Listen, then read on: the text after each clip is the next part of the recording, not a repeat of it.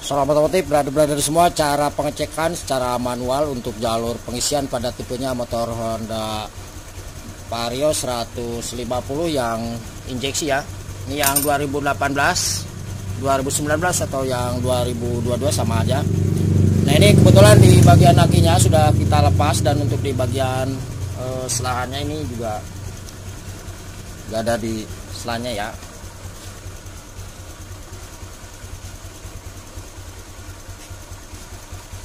Yang terus kita persiapkan adalah cuman tes pendeses saja bos ini.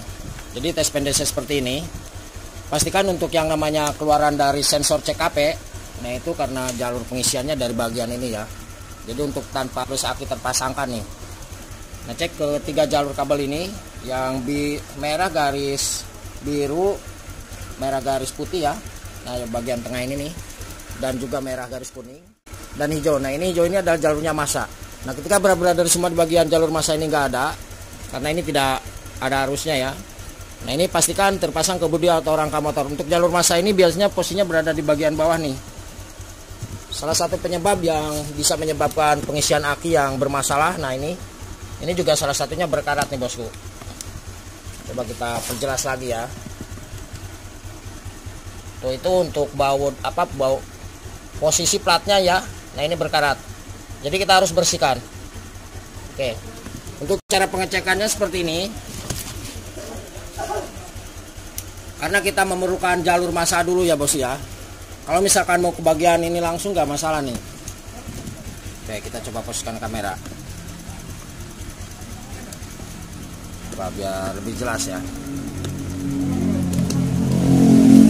Kalau misalkan tidak ada arus, salah satunya berarti mau tidak mau kita harus bongkar di bagian yang namanya sensor CKP ya. Oke, kita coba kasih tambahan kabel di bagian ini nih. Karena kita memerlukan massa. Ya kalau misalkan nggak dikasih tambah kabel, ya kita akan susah untuk memastikan bagian massa ini ada atau enggaknya. Karena untuk ke ECM itu memerlukan massa. Oke. Di bagian tes DC ini nih kita coba pastikan. Nah ini satu ya. Kemudian yang satunya kita coba colokin aja ke sini nih. Nah ini harus hidup seperti ini.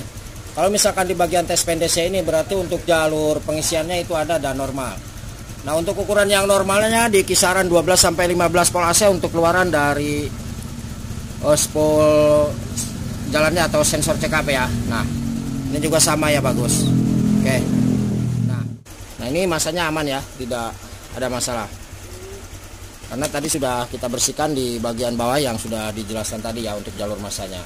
Kemudian brother semua, kalau misalkan untuk jalur yang namanya pengisian tidak bisa mengisi ya, salah satunya bisa di kiprok atau regulator yang berada di bagian ECU ini nih yang bermasalah.